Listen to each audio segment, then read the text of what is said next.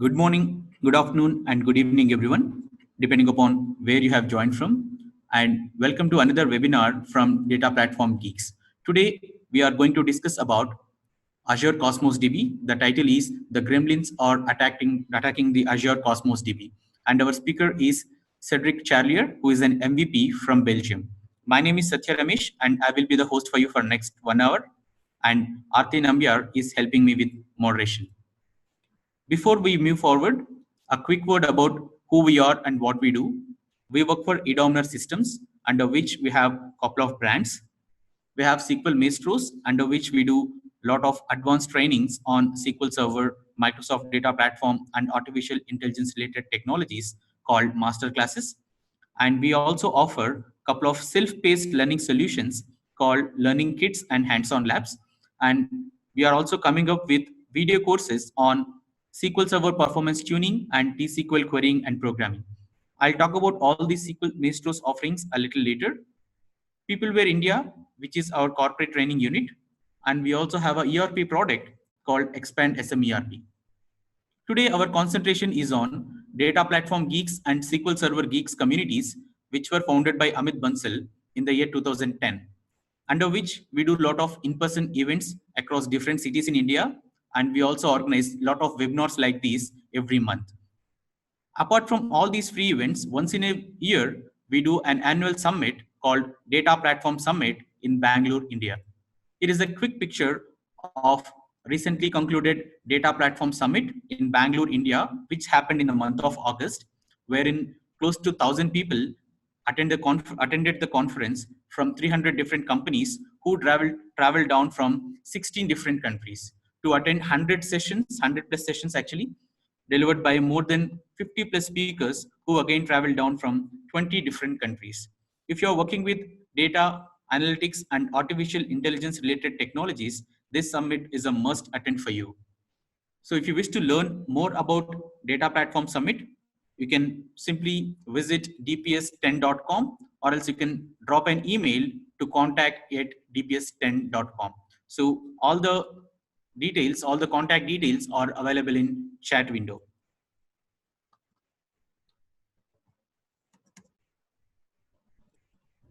So here is a picture of DPG team and eDominer teams on the stage of recently concluded Data Platform Summit 2019. Here is the DPG core team.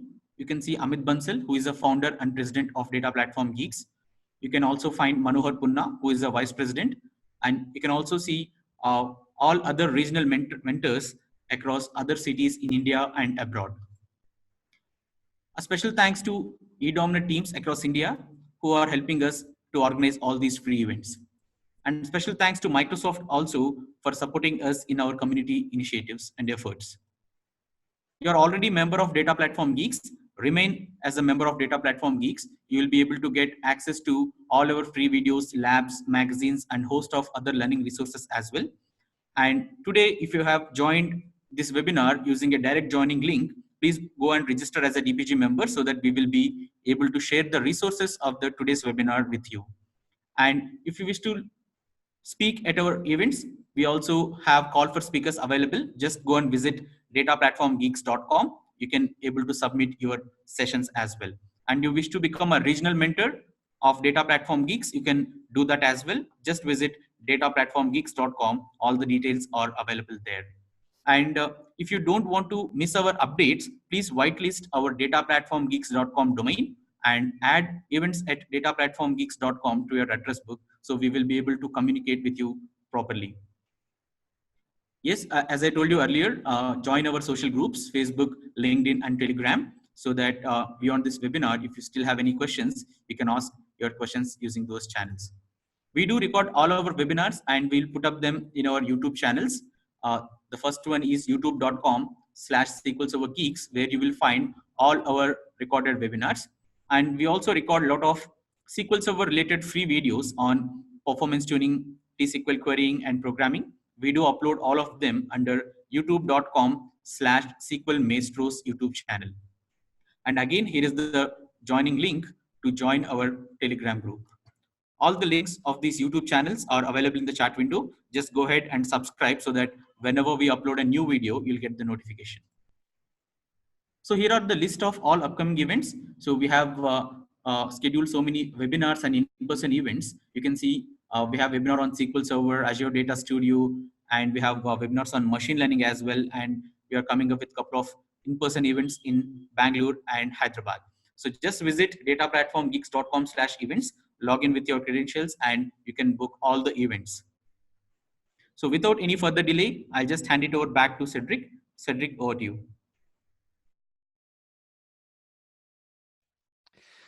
Hello, do you hear me? It's okay? I think so. So I am really pleased today to share my screen with you also. Yes, thanks. Screen, that's it. So, okay, you should see my slide right now. So let's go. So today, chips.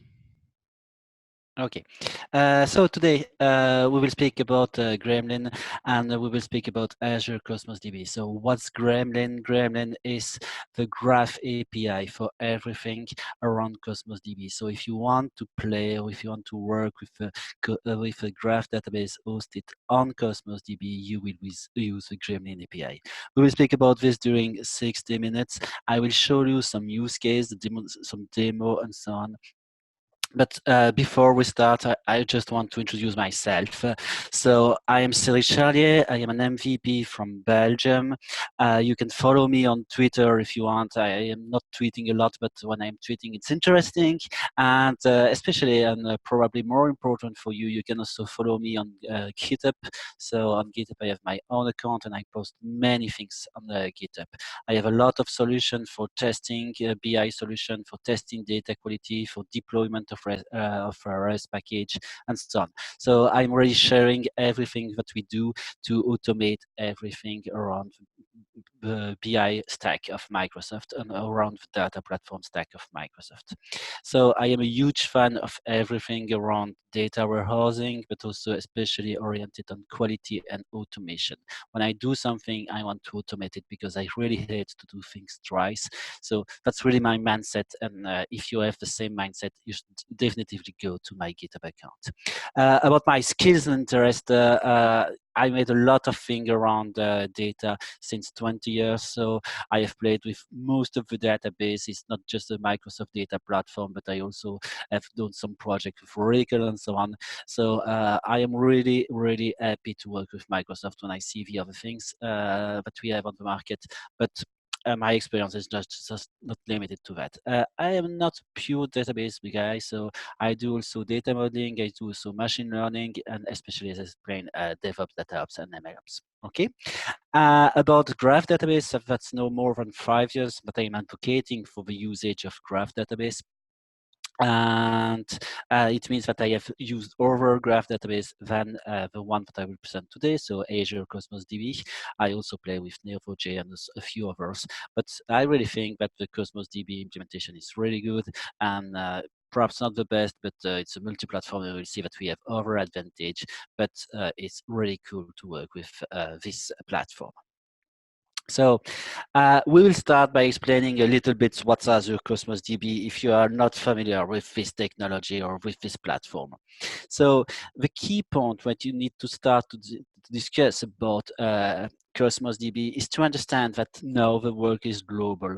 So if you have an application that is for everybody, so not just for your company, but that you want to share with the whole world, in that case, you will have activity everywhere during the night in the United States, during the morning in Europe, and so on. So your workload will be completely different from one place to the other, and so on. But you will need to give access to the whole world to your database, in fact. And one of the big pain points that we still have in 2020 is that it takes time to transfer information. So if you want to send information from New York to Paris, it will take more than 0.1 1 second, just because the speed of light, the speed of treatment and so on into the big hubs and so on. So you are already wasting time, and it's the first key point of Azure Cosmos DB. It's geo-replicated. What does it mean? It means that your database is always close to your users. So if you geo-replicate your database, it means that you will be close to your database in the US. If you are in New York, if you are in Paris in France, you will have a database that is close to Paris. And if you are in India, you will have a database that is hosted in India. But it will be the same database because everything will be replicated. That's the first key point of Azure Cosmos DB. A second point that is really important for modern database is low latency. It has no point to have geo-replication if you still have a high latency. And the high latency will be painful because your user will have to wait that the data are committed. Consistency is another point that is related to latency. If you have your database that is replicated everywhere, you want to ensure that everybody is sharing the same version of the truth. The next point that is really important for any new modern database is to have an understandable SLA. Nobody wants to spend a few days with a few hours to understand the SLA. It should be straightforward, and that's the case for Cosmos DB. The last point is scalability. As I explained previously, your workload will vary during the day. Perhaps you will have a lot of activity during the night and few activities during the day. That's a possible schema. You can have over schema and so on, but you don't want to pay the full day to have a highly scalable thing. You just want to pay for the workload that you have. So you want to be able to increase or decrease the scalability, the size of your database, or the power in your database. And that's what is scalable. That's those 4 or 5 items that the Azure Cosmos DB has been created. It's really important to understand that because that's really the added value of Azure Cosmos DB as a data platform. Another key point of Azure Cosmos DB is that you don't want to store all your information in different places. You want to store everything in one place. And today we are facing a world where we have SQL database, so relational database. You also have NoSQL database, and in the NoSQL space, you will have document database. You will also have graph database, but you will also have key value database, and so on. If I need to create a different real database for each of them, I will make my data split into too many places, and it will be a pain when I want to join them, when I want to consolidate them. Azure Cosmos DB is built to solve this problem. Why? Simply because Cosmos DB has only one engine that is able to support different API, and your API could be SQL. So if you want to use SQL or SQL-like, it will be possible. It's possible. You have a graph gremlin. So if you want to query your data as a graph, it's possible. You have Cassandra API. So if you have column store things, you can use the Cassandra API. If you have things that are really, really simple, you can use the tables API also. And finally, if you are used to MongoDB and you have document database, in that case, you can simply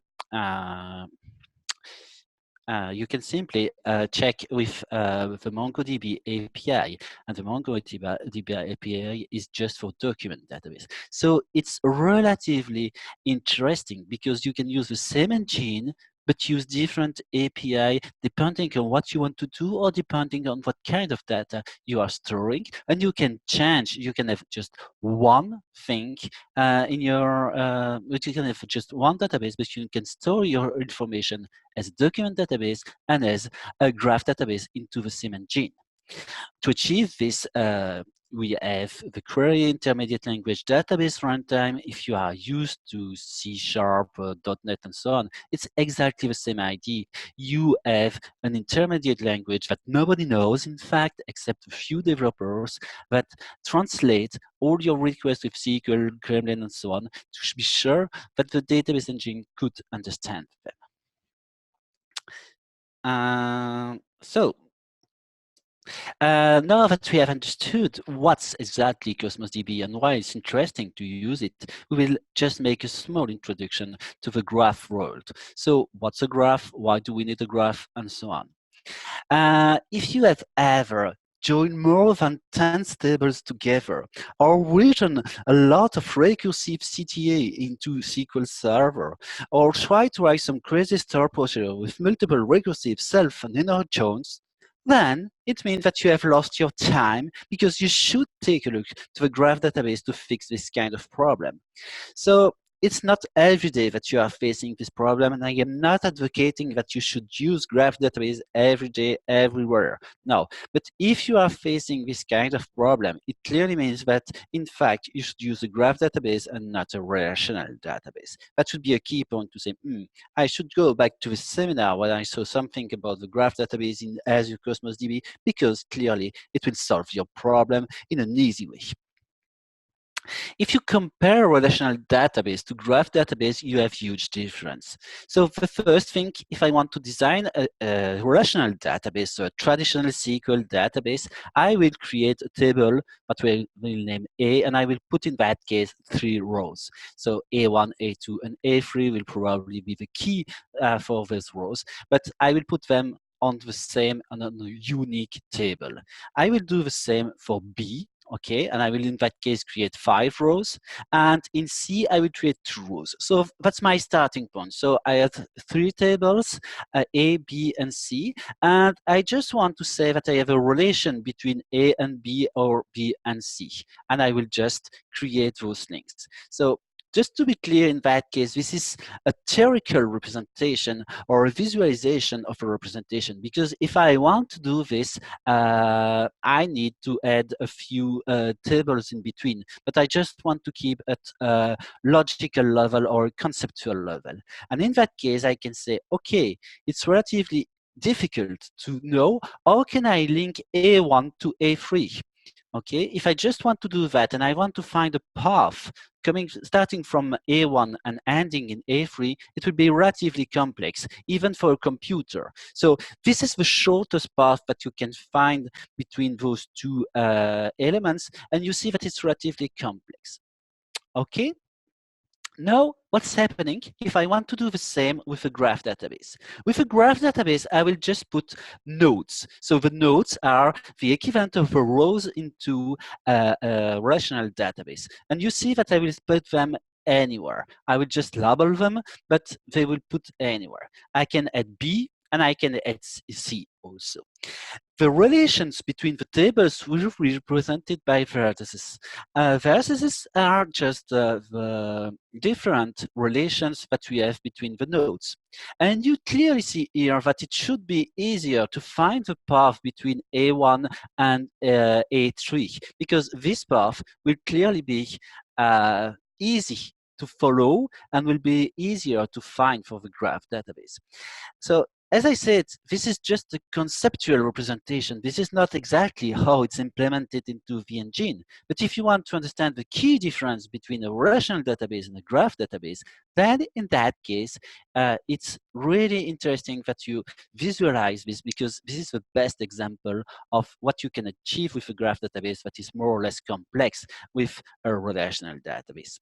So you should understand that the graph database is really optimized for traversing. So from going from one node to another one. This is really what we try to achieve with the graph database. On the other hand, if you take a look and if you want to do some aggregation, so you want to sum on an attribute of all the elements of type C, so it's relatively easy into a relational database, because all the elements of type C will be grouped in the same table, and it will be easy because it will be the same column that you will need to sum. If you need to do the same exercise into a graph database, it's more problematic, because it will be more difficult to find all the elements of type C, and it's not optimized for aggregations. Okay, so this is a key difference, and if you really want to do a lot of aggregation, then in that case, it's probably better to use a graph database. We have other use cases that are more suited for a relational database than for a graph database, and we have also a few additional use cases that are more suited for a graph database than a relational database, but this is the main key points, and this is what you should keep in your mind before starting to choose a technology such as graph database or relational database.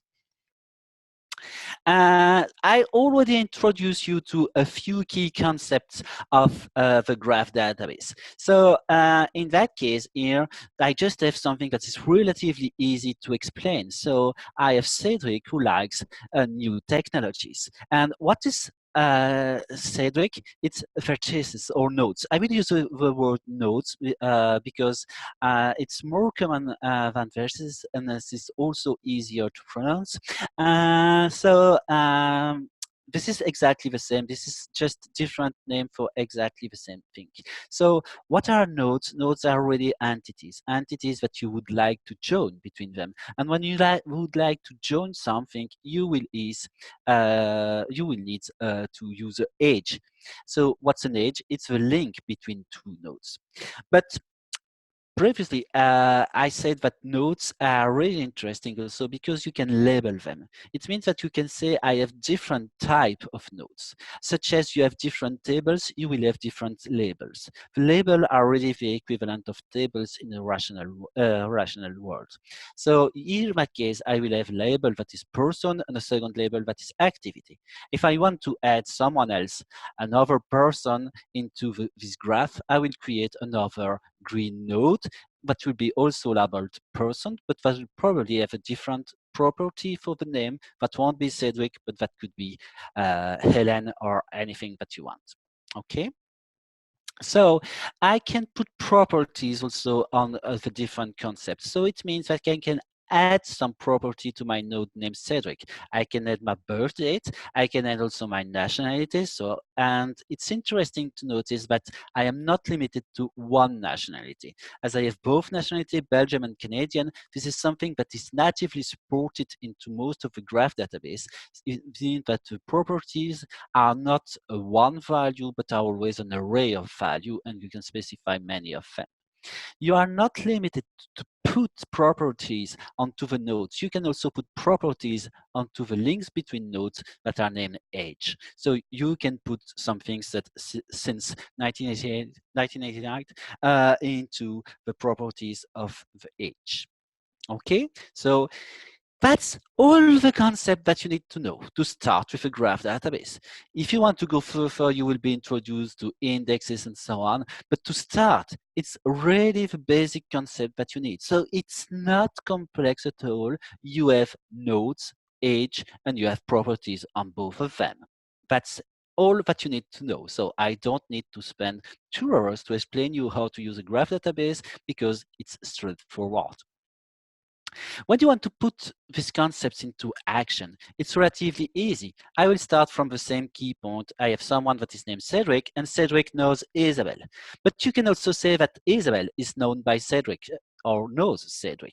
It's really interesting to understand that most of the time it's interesting to have the links between both sides, because it's not necessarily because I know someone that she knows me and vice versa. So it's always interesting to put the edge on both directions. And you can do that with a graph database. You have also other kind of nodes. So as I explained, Cedric and Isabel are both persons, so they share the same label. It's the node with the same label. In that case, I created other labels such as activities in yellow, and I put sports, such as hobbies with new technology, and special diets with vegan food.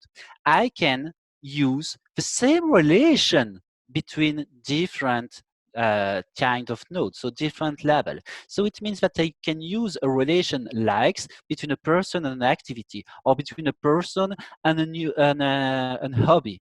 and so on. So it could be completely different things, but using the same age. That's a big difference with relational database, where the relation are always between two tables, and if you are using different tables, you have different relation. It's not the case with a graph database, so it's much more generic. In that case, I also added a university, okay? And I can say that university likes new technology. So it's exactly the same. It's not only the ending point that could differ in terms of label, but also the starting point could differ. If now I am taking a look to countries, I have Belgium, and I see that both Cedric and Isabel are residing into Belgium. But if now I want to use another things, I was born in Canada, so I can create on the top, the bottom left, a new relation between a person and a country that has a different type, so a different kind of age that my other relation between a person and a country. So it means that I can have between two different tables, two different relations, if you want to compare that to a graph database. So it's also really interesting. So this is clearly the kind of thing that you should do with a graph database. So you should evaluate all these features, all those freedom when you create relations and so on. You have absolutely no constraint. At the beginning, having no constraint could be seen as something that is a bad practice, but what you are used to, it's not a problem and it's really powerful. So it's powerful versus to be sure that you are not making mistake. And as I always said in that case, you should test your code and you should be sure that your code is correct before you deploy something, because especially with NoSQL database, if it's not the case, you will create a mess and it will be difficult to fix. So be sure to test your code because you have no constraint that guarantee like things are going well. And with that kind of thing, if I am making a mistake in my code, I could create a relation between a hobby and an activity that is born in, because I don't have any constraint in my database saying that it's not possible. So you should handle this in your code and you should test your code. So now that you have a big concept of a graph database that you can put in action and so on, we will move to something else that nobody knows if you have not used it before. It's Tinkerpop. Tinkerpop is really difficult to explain because Tinkerpop is everything around the graph database open source implementation that is named Gremlin. But Gremlin is just a support of Tinkerpop because Tinkerpop is much more larger than everything on Gremlin. Gremlin is just the language. But in Tinkerpop, you also have Tinkergraph. Tinkergraph is an engine in memory. You also Tinkerpop console. Tinkerpop console is something that allows you to query your implementation of the graph with the Gremlin language and so on. So you have different things into that. Why is it important? Because as soon as you will be looking for information around Gremlin, if you have a syntax issue, if you don't know how to do something, you will be in front of Tinkerpop implementation. And so it's a bit important to understand what is a Tinkerpop, because Tinkerpop is really something that is magical. Tinkerpop has this big advantage that you can create your own language. So if you want to query a graph database, it's not a problem because you have Tinkerpop. In the Tinkerpop, you have a default language that is the Gremlin. But if you want to create your own, you can also, and you will just have to implement this into the Tinkerpop console. Okay. So here you have three examples of exactly the same query. The first one is the query written in the traditional Gremlin language. The second one is something that you probably have already heard. It's a SparkQL language. SparkQL is used to is used for querying things around really detailed graph database where nothing is really implemented as an entity. Everything is a property and so on. So it's a special kind of graph database. It's really special. It's used for many things around ontology and so on. But you see, this is exactly the same query, but in a different language. Finally, I wrote also something that is a domain-specific language. If you have something really specific, you can create your own language and you can write it like this. The same query will be sent, so the different query will be sent to the API, and finally, it will be executed by the database. In this slide, what you are seeing is that we have different query language. Everything is going down to the Tinkerpop or to the Gremlin implementation. And then you can use the same query onto Cosmos DB, Spark, Titan, Neo4j, or OregonDB. So the most common database will be able to be used if you put in between the Tinkerpop concept. Okay, so what is really important into those graphs is to understand that Tinkerpop play a key role for interoperability between the graph database. It doesn't mean that it's the only way to query a graph database. If you use Neo4j, you will probably query it with Cypher. This is different from Gremlin, but this is mostly the same concept and so on. But this is also really interesting to understand that you could do it with Gremlin. Gremlin is de facto a common language between all the graph database.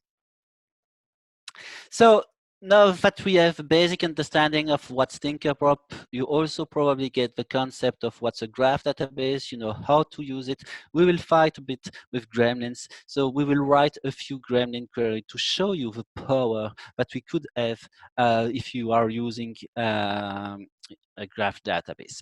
So a bit of context for all the examples that I will show you. All the examples are based on karate tournaments. So karate is a sport, if you don't know. So it's a fighting sport coming from Japan. My daughters are doing some karate, so I just wanted to analyze the results of the first tournament to know if it was good or not. How does it work? A tournament in karate, it's exactly the same as in tennis or most of the sports. So the winners go to the next rounds and the losers are out.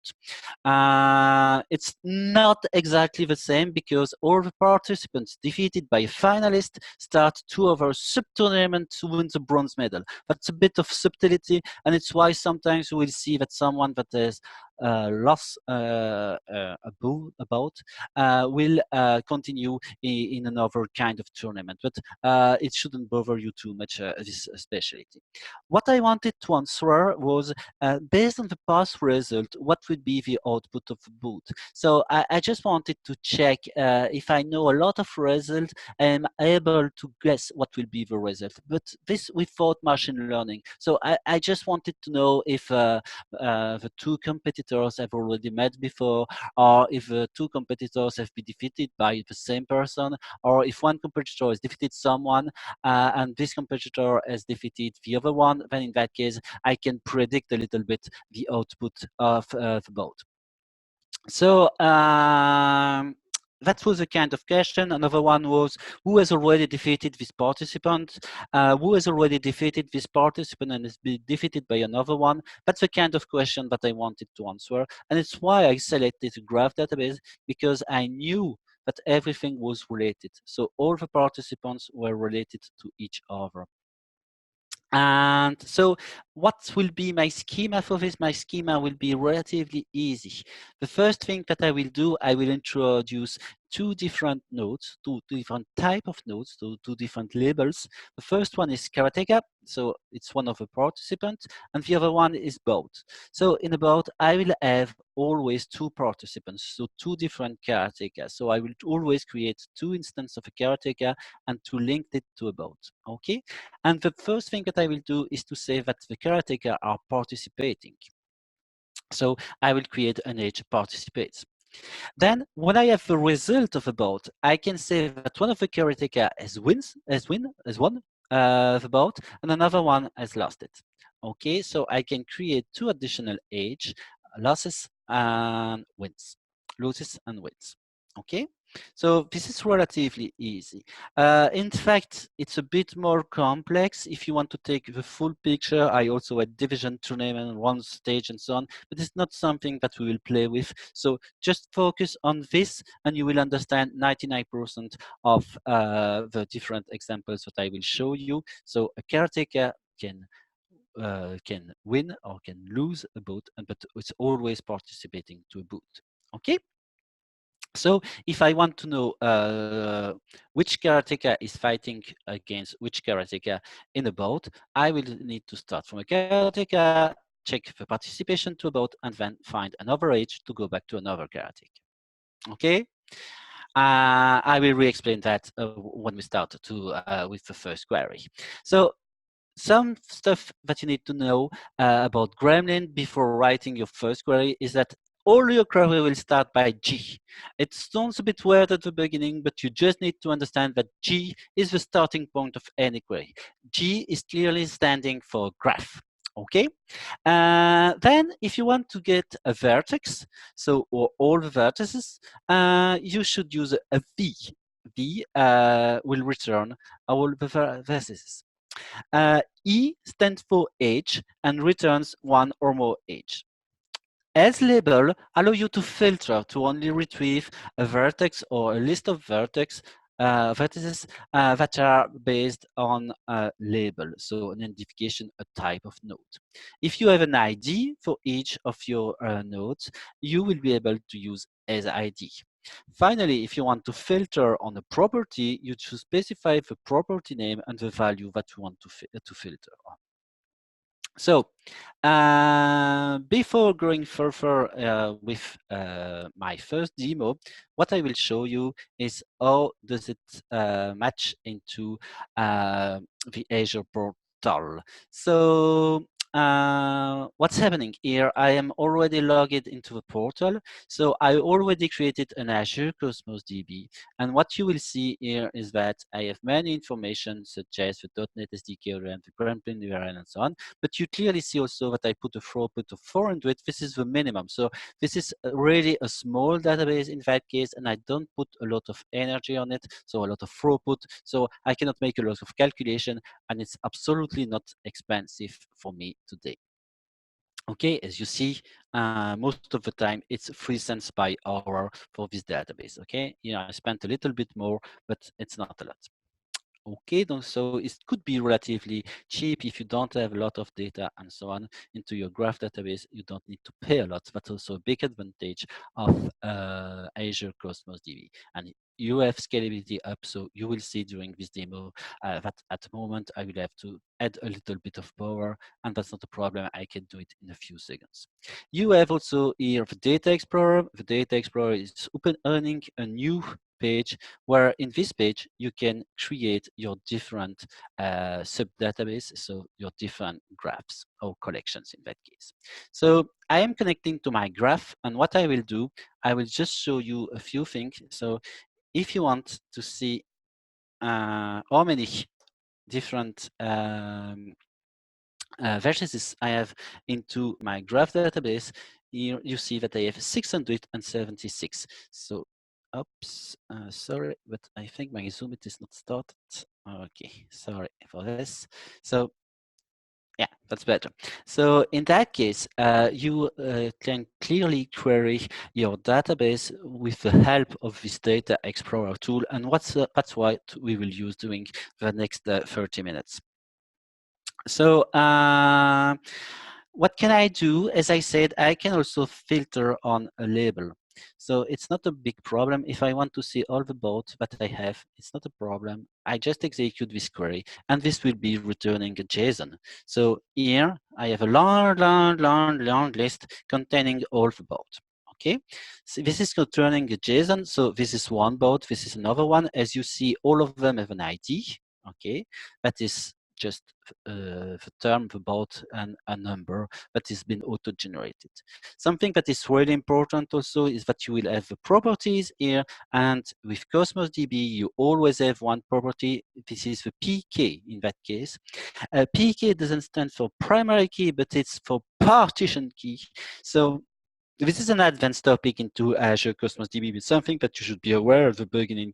You should clearly create partition key and store your information on different partition to be more efficient when you query your database. So I won't go into the details of that, but you will see that all of the things have a PK. The PK in this case, in this exercise, is always 1 because I put everything in the same partition. This is not necessarily a best practice, but as I said, it's a small database.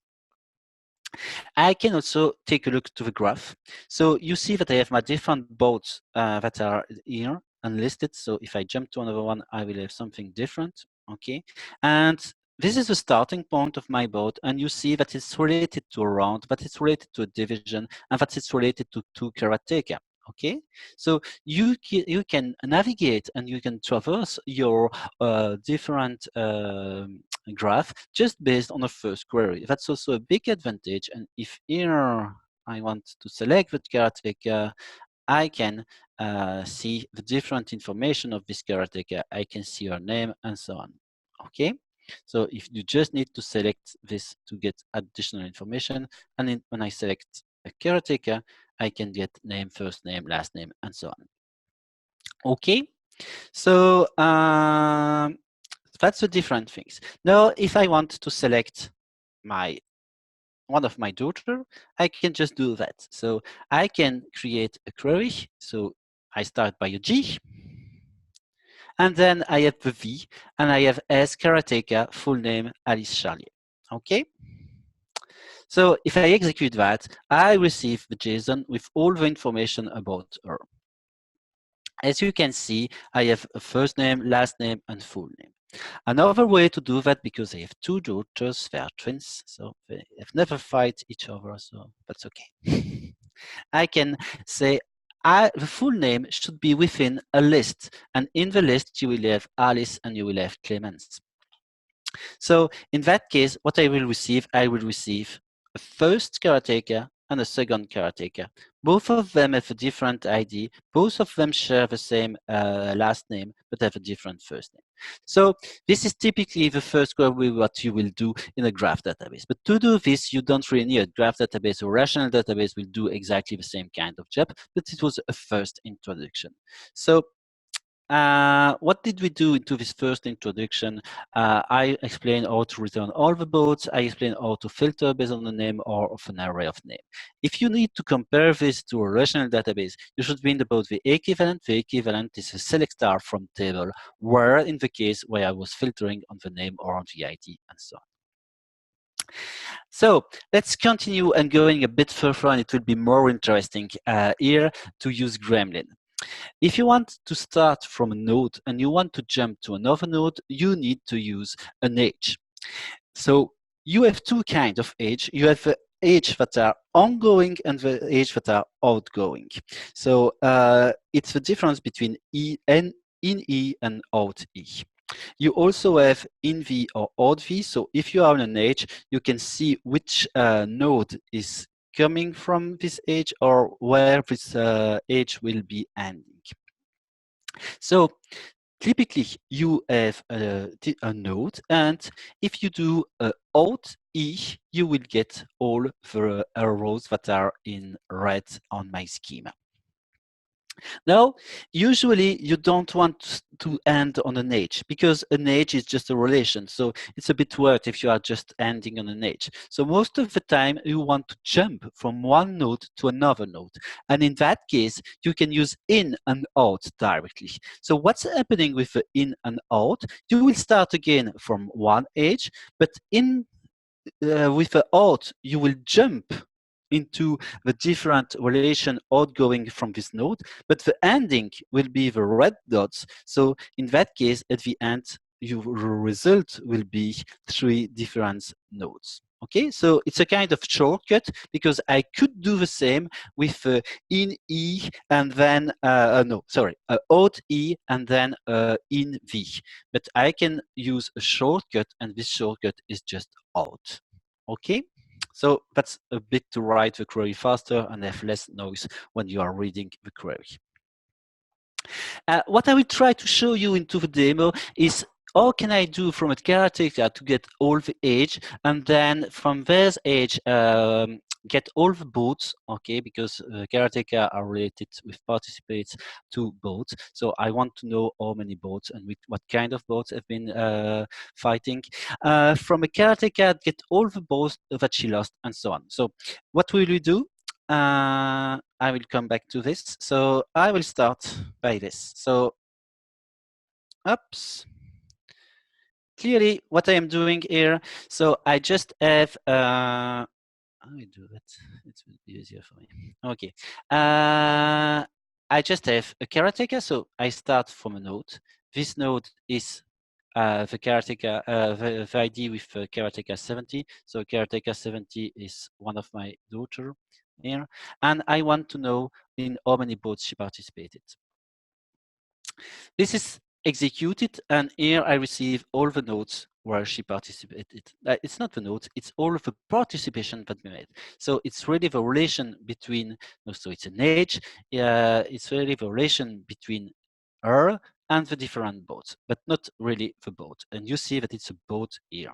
Okay, it's only the relation participates that I use in that case because I filter on this participation. If now I want to do something more interesting, and I want to jump to the boat, I can do it this way. This is a long way. So what I will do, I will use the participation to step out of the node representing my daughter, and then I will go into another node, and this node should be a boat. Okay, this is the long way to get all the boats she has participated. So if you take a look, she has participated to a few boats. Now, if I want to write the quick way to do this, I can skip a few things. I will just say I will use a participation. Okay, so participates. So I will use only this kind of relation, this kind of age, and I just want to end on a kind of node that is a boat. Okay, this is the short way, but this will be giving exactly the same results. So if you want to take a look to this kind of results, this is what you will have, and you will see again that you have a caretaker, you have a caretaker, you have a boat. That's always the same kind of graph that you are receiving. Now I just want to see all the boats that has been lost by my daughter. So you see that she has a few lost. I think at that moment it was 2. And I am filtering, in fact, and if you want to see the wins, you just replace this, okay? And she has a bit more wins than loss. Okay, so it's relatively easy to investigate into your graph and see quickly the relation between the different nodes. Now, probably you are not interested to see really what you are not interested to see, yeah, sorry, that was not what I was looking for. What I will do here is to check who defeated her, in fact. So she has been involved into to some boats.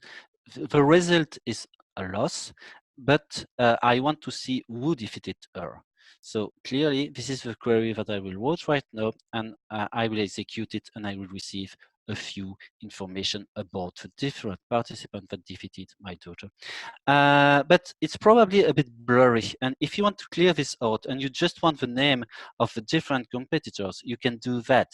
You can add the values. Values allow you to filter on one value. And I would just receive the information around the full name of this person. So I would just receive that in that case. And all the other information that are probably really interesting for a computer, but not for a human, will be discarded. So if I execute this, I can just get the name of a participant that defeated my daughters.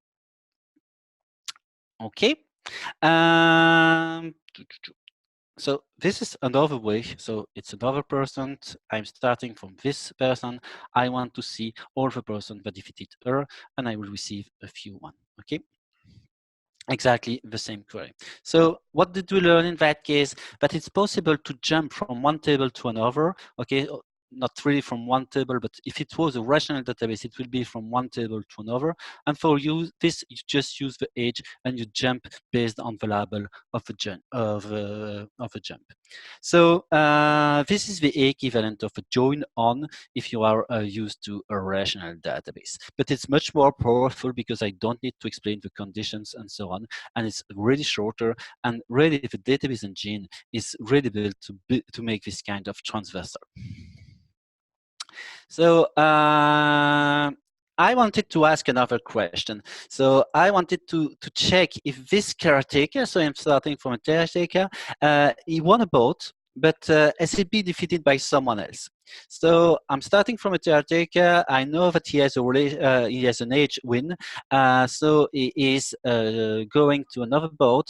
This boat, we have probably another caretaker that is losing it. But the key point is that I mean to go back to the first caretaker that I selected to see and to check if there is a relation loss to another boat and get the name of the final caretaker. This is relatively not straightforward in a graph database. Why? Because you need to go back. My starting point is the red dot, and the red dot will go to the boat. And then I need to see, okay, you have this filtering, but now I want to go in another direction. I want to go to the loose and so on. So it's not exactly the same that we did before. Before we were always using a straightforward chaining. In that case, we need to make a step back. To be able to make a step back, we will need to use aliases. So an aliases can be provided to any point in time in your query. So you can say, oh, at this step of the query, I want to set an alias, probably because I will need to reuse it later, or I will need to display this information into my result.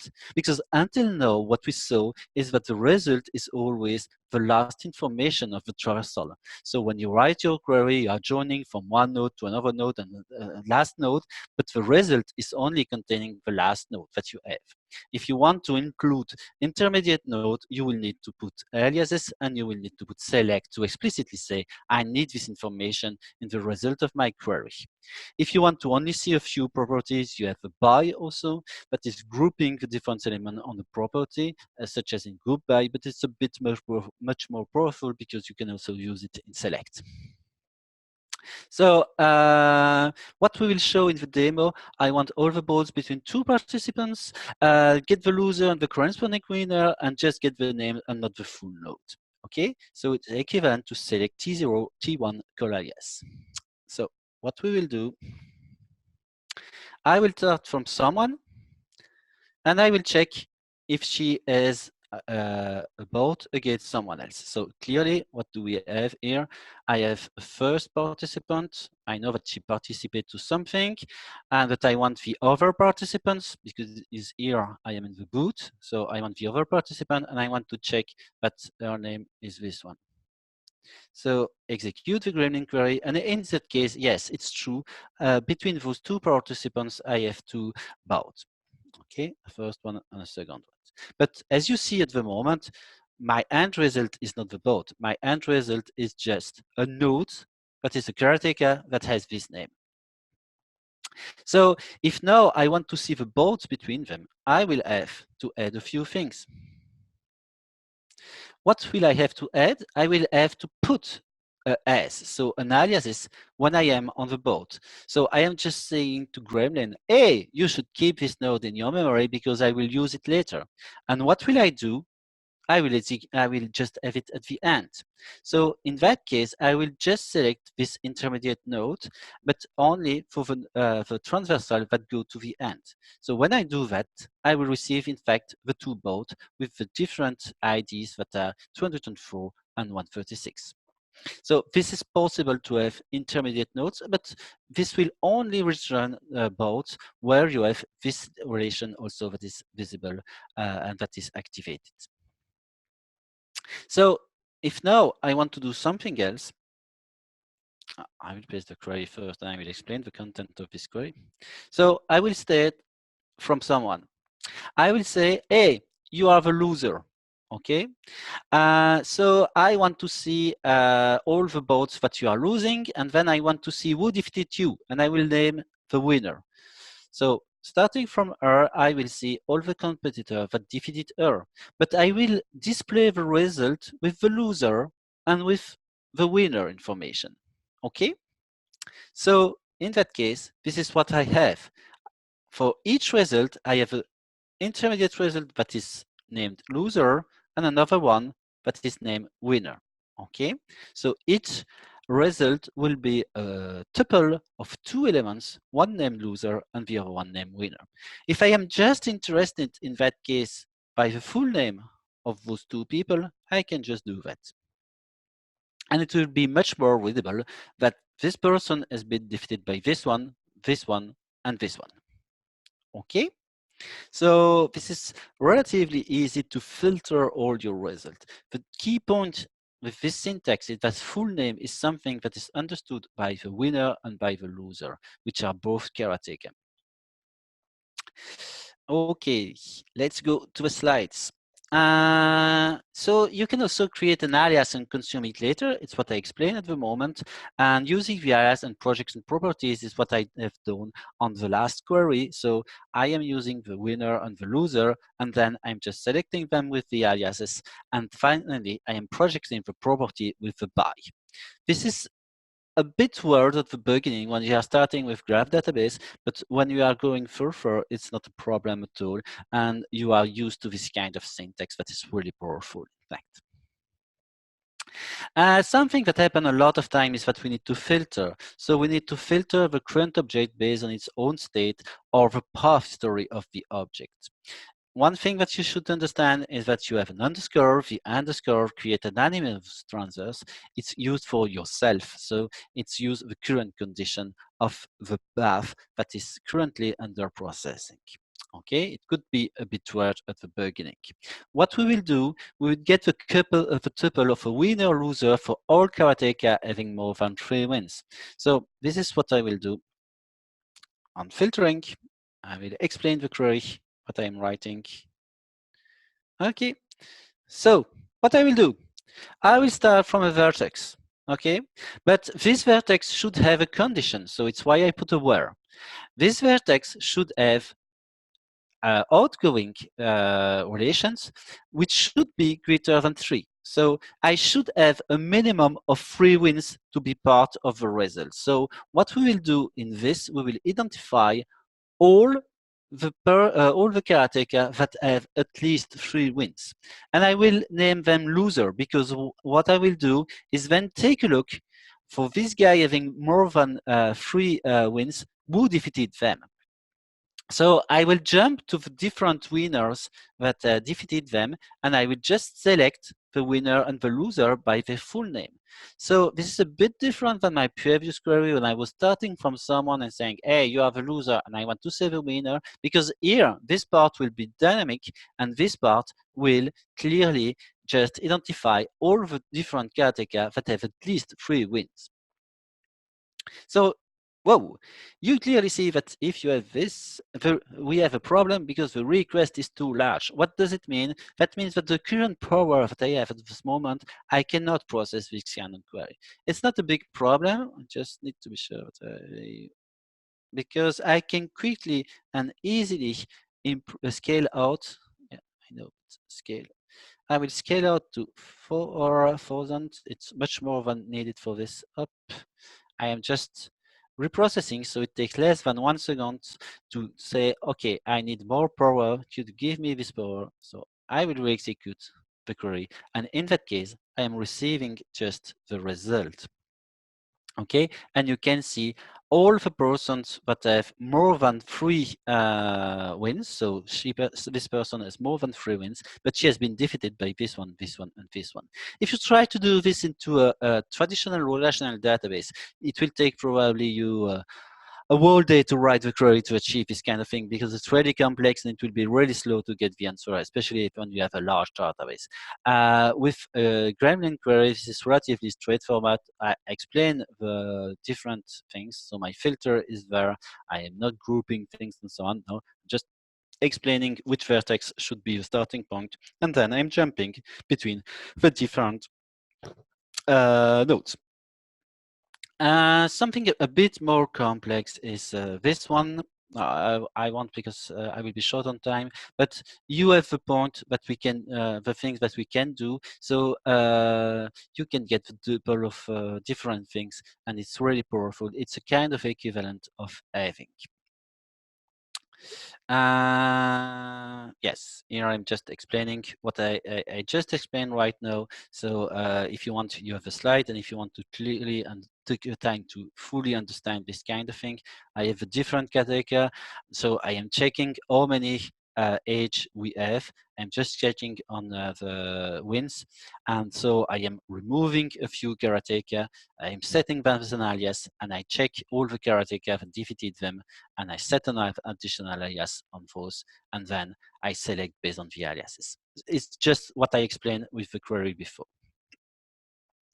If I want to explain filtering an anonymous transversal, what I will do is filter the boots based on 2 given participants. So I start by telling them, okay, you have 2 different participants. So clearly I select 2 boots.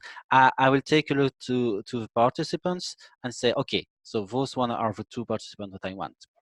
I filter that based on properties, but as I am into transversal already, I can do it with a where with an underscore.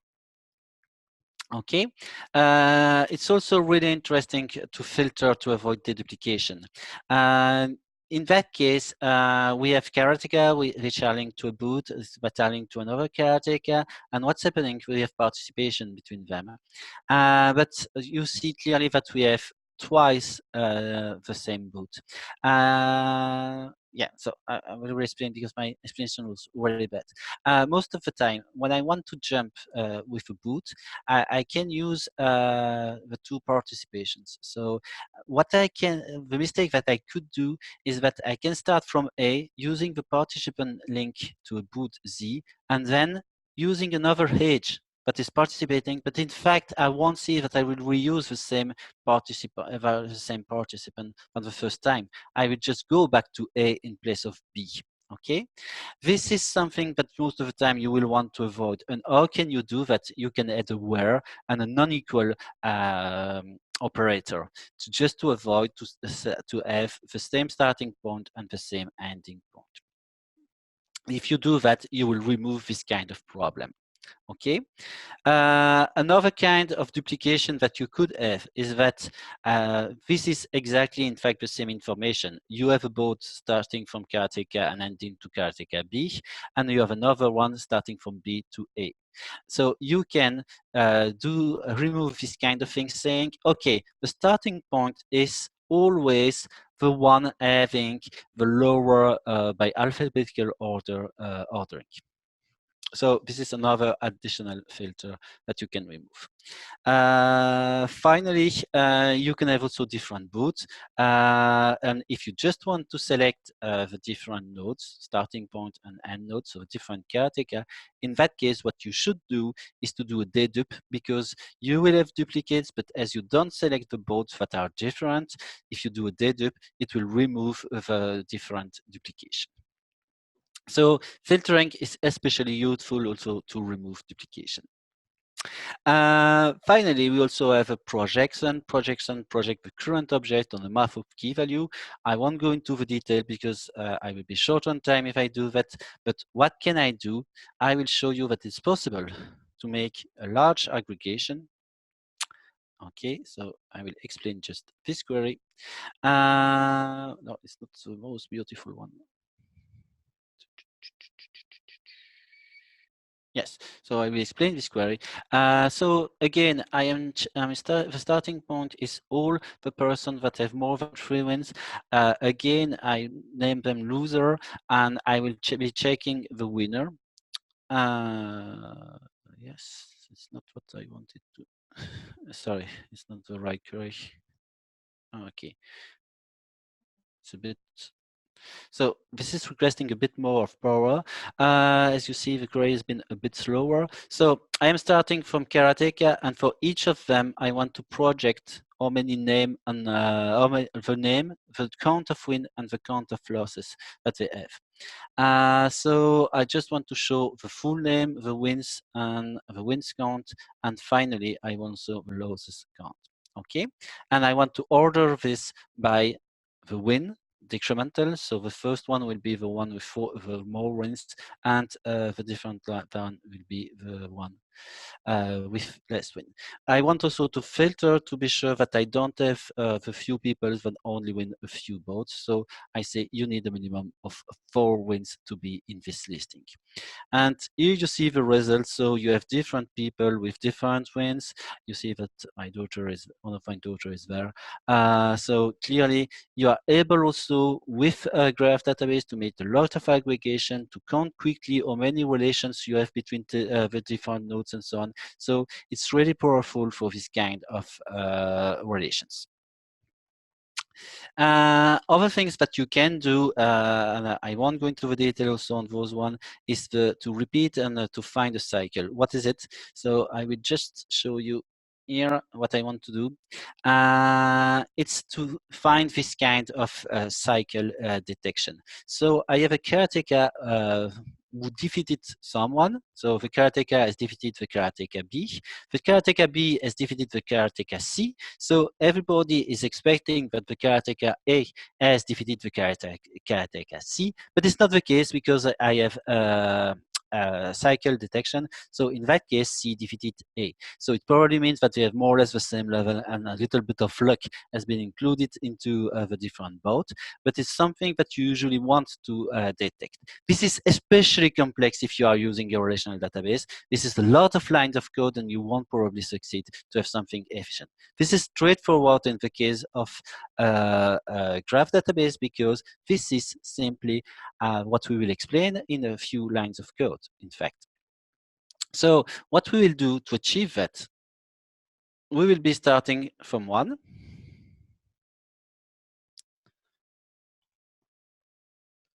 So let's start here. So I will be starting from my daughter and I will say, okay, it's A. Okay, so you follow a path where you have win, loss, and you repeat it 3 times. And at the end, you should be ending to the starting point. So clearly, what we will do, we will start from A. We will follow the path win, loss once, twice, and a 3rd time. And I will be ending on the starting point. So this is just what we have right now. So I am explaining this. I want to start from a point, 3 jumps, win-loss, and you are going back to your starting point. And I say just, okay, you have a path. So I am not interested by the last node. I am interested by the whole path. So I have added this. I want to dedupe because it's possible that I have 2 paths doing this. Here it's just a bit of magic. I won't enter into the detail, but it's just to avoid duplication, and it's just to have results that are readable. Okay, so when I say that it was readable, it's far from perfect, but you will find that indeed we have this kind of pattern in the result of my daughter. So it's her. So Alice, she in the boat 126, she defeated Esdina here, who on another boat has been defeated Miley, and Miley has defeated my daughter Alice. So it's a bit of weird result that I can check in the database, and I can write this kind of query in just a few lines of code and a few seconds. Yes, here it's a little bit more complex, a little bit of magic, but when you are used to a graph database, you can find this thing really easy to understand. Okay, so this was my last demo. I am a bit running out of time. So really, it has been a pleasure for me to present that to Data Geek Data Platform Geek. Oh, sorry. You should join the community because they have a lot of activity, and it's really a nice community. So join them if you are not used to this. If you have any question, you can just ask me. No problem. You can ask this on the Facebook group and so on the Facebook group, and I will try to answer as much as I can, or I will give you some links to other resources if you want to learn more about graph database. Okay. Thank you very much. It has been a pleasure for me. So I will check if we have additional question, but when we tried that, it was really difficult. So by the time people post questions, I request all of you to ask questions using Q&A panel. by the time you post questions, I just have a couple of more slides. Let me share my screen. Yeah. So beyond this webinar, as I was talking before, you can also use our social channels to ask your questions. So here is the Facebook group, LinkedIn group, and Telegram group as well. Again, the links are available in the chat window.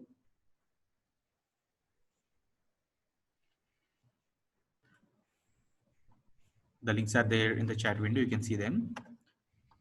And SQL Maestros is coming up with video courses on SQL Server performance tuning and T-SQL querying and programming. So both the courses are going to be released shortly. So each course will be 10 to 12 hours, and advanced and deep dive modules will be there. And the best thing about subscribing to a video course is that you can watch anytime, anywhere, and as many times as you can.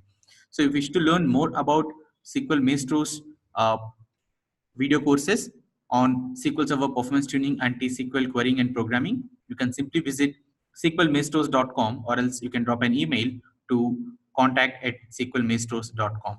Again, the website links are available in the chat window. You can click and explore more about all our video course offerings. SQL Maestros also offers hands-on labs, which is a self-paced learning solution, wherein you will be provided with a document which will have a step-by-step instructions and supporting explanations and observations, followed by screenshots, so that at the end of the document you will be able to become an expert in particular topic. So right now, SQL Maestros library have more than 100 labs on SQL Server, Azure, Power BI, Analytics, Cosmos DB, etc. And you can right away go ahead and purchase all the labs. And we have recently launched a new model wherein if you purchase the labs, you can keep them for life. So if you wish to learn more about hands-on labs, you can simply visit sqlmaestros.com, or else you can drop an email to contact@sqlmaestros.com. Again, both the links I have given in the chat window. So here, a quick reminder again that we have already we have already updated our events page with so many upcoming events. Here is the list again. You can visit dataplatformgeeks.com/events to go ahead and register for all the events. So with this, we'll conclude the events. I'll conclude the today webinar. I'll hand it back over to Cedric to take Q&A. So please use Q&A panel to ask your questions. And Cedric, there are a couple of questions in Q&A panel. Okay, I will check the Q&A panel. So the first question is, can we get another session on the basis of Azure Cosmos DB? It's difficult to have a session on basics of Cosmos DB, so or we will spend more time to explain what are low latency and so on, but it's really difficult to explain in a few words, because also if you want to understand Cosmos DB, you will need to understand that we have several API. So here in 1 hour, I just show you the basics of Gremlin. That is one of the API, and so if I need to explain all the API, that will be difficult because it will be a whole day. So that's why it's a bit difficult to start sometimes with Azure Cosmos DB. But doing just one thing of Cosmos DB is also another presentation that I have, but I am really light, and I can show you the different kind of API, but it's really an introduction and a light thing. So if you want to have this version of the session of Cosmos DB, you can ask the guys of Data Platform Geek, and we will take contact. So the second question is, could you send me real life examples? I think it was real life examples. It's what I do on my Sunday. So it's really difficult for me to send you examples because I'm working with customers and so on, and most of them have some I cannot share freely what we do. My main customer is is transporting electricity. So when you have when you are transporting electricity, you have a kind of network, and you can really think that the network are just the substation. So the nodes are the substation, and the different age are the lines and so on. So it's really possible in that case to model all the whole network as a graph. That's another example where I'm using a lot of graph database. And finally, I have a last question, I think. For SQL developers, how comfort would be to move on GraphDB, and do we have to learn the JSON before working on this? I would say that it's relatively difficult the first week. So you need to learn and you need to change your mindset. In fact, it's a completely different mindset to when you play with a graph database. So it takes a week before you are already fully operational. The JSON, no, I don't think you need to learn JSON, because JSON is just notation such as XML. So you just need to be used to, and that will come easily. But you will need to learn the Gremlin language, and the Gremlin language, it's relatively easy to understand, in fact, and it's relative. All the persons that have been introduced to graph database at the beginning, they say, oh, it looks really weird and so on. But after a week, they say, oh, I am so enthusiastic to use this language. It's relatively easy and so on. So yes, I would say a difficult week, but after that, you will be hands-on, and you will enjoy what you learned. Also, with graph database, do we have any BI functionality associated? So indeed, you have a few additional tools such as Linkurious or something like that, and those tools can be put on top of a graph database, and you can browse your graph in that case. So it means that you can clearly go from one node to another and explore a bit your graph. That's relatively interesting. If you want to do something such as grouping by and so on, so a lot of charts and so on, usually a graph database is not the best the best database for this, because as I said at the beginning, most of the time a relational database is more adapted to do aggregations and so on. No, so that will be my answer. I think there was an additional question about will I share the slides and the examples? Yes, I will do. I just usually remove the name of a person, so it's just for GDPR, because I am European and so on.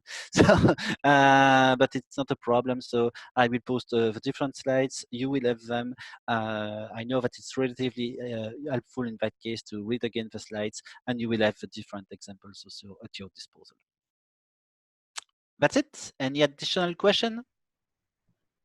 Yes, Cedric. So it looks like there are no more questions. So with this, we can conclude this webinar. And thank you very, very much, Cedric, for you. Thank you, because you have taken out your time from your busy schedule to deliver a session to our Data Platform Geeks communities. Thank you very, very much for that.